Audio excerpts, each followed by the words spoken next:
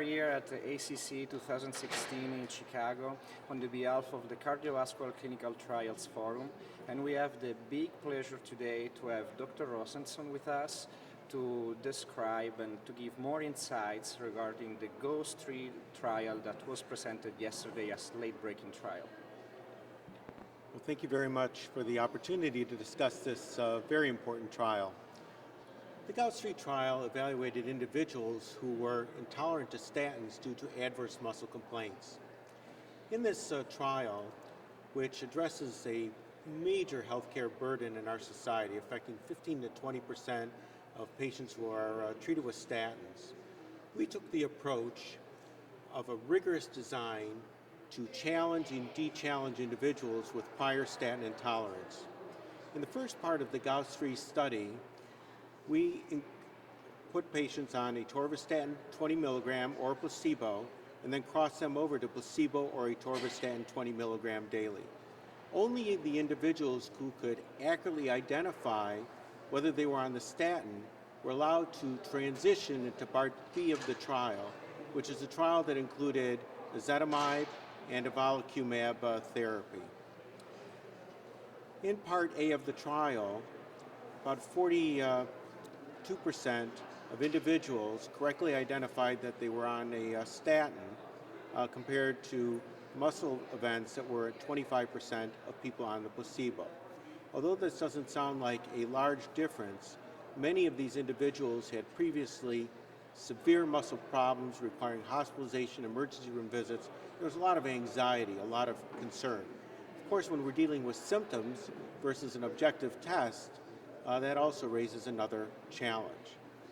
But when we evaluate drug intolerance, the key feature is challenge, de-challenge, and this is exactly what we recommended in the National Lipid Association guideline.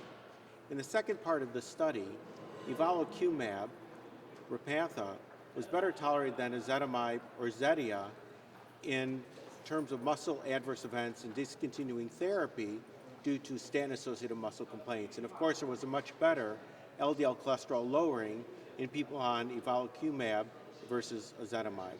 So it sets a new standard, and hopefully this trial will be used for the regulators to consider approving PCSK9 inhibitors for individuals who are intolerant to statins due to adverse muscle complaints.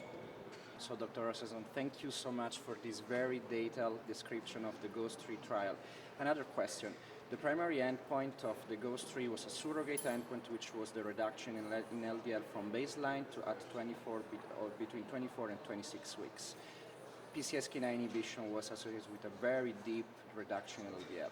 Do you think that in a large-scale randomized clinical trial powered for hard clinical endpoints, such huge reduction will be associated with proportional clinical benefit?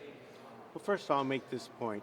At this meeting, we presented data from the full Medicare database that showed that individuals that were intolerant to statins were more likely to get hospitalized for cardiovascular events, more likely to have myocardial infarction. So the inability to tolerate a statin is a huge problem for their cardiovascular risk and also cost to our society. What I didn't mention in the GHOST-3 trial, it was a very high-risk population.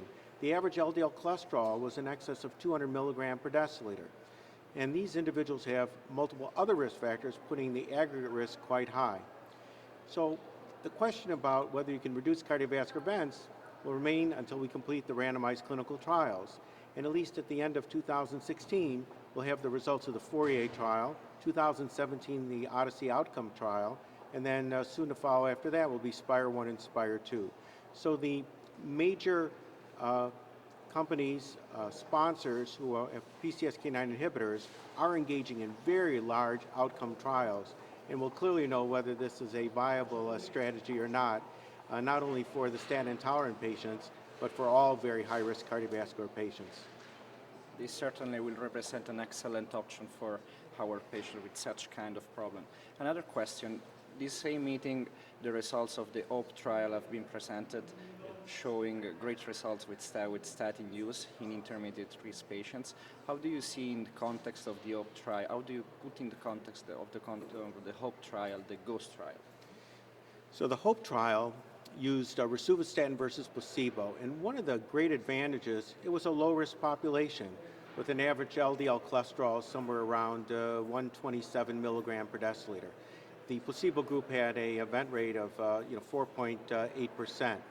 And in this study that included many different ethnicities, which again, another strength of the trial, they showed that a little bit less than 1 millimole reduction in LDL cholesterol, I think 0.9, was associated with about 24-25% reduction in risk. Exactly what one would have predicted from the cholesterol treatment trial study. So this trial is important because it's multi-ethnic, multiracial, looking at a lower risk population, supports that lower LDL cholesterol is better regardless of where you start, and that I think is important. One of the things that did surprise me in the trial is that about a quarter of the individuals dropped out, both in the placebo group and the rosuvastatin group. That's a very high dropout rate in a clinical trial. And I'll be interested to find out if the investigators will conduct an on-trial analysis, so we might learn a little bit more, because that, again, was an unexpected finding from my perspective. It's a very good observation. Maybe future analysis will shed more light on this issue. A last question. What do you think will be the future area of investigation for PCSK9 inhibitors in cardiovascular medicine? I think the future for PCSK9 inhibitors is going to be looking at outcomes in individuals who are statin intolerant. I think that's going to be a gap in the clinical trial program. Looking at high-risk crime prevention population, such as those with diabetes who have multiple risk factors. Perhaps looking at other vascular beds, such as carotid and peripheral arterial disease.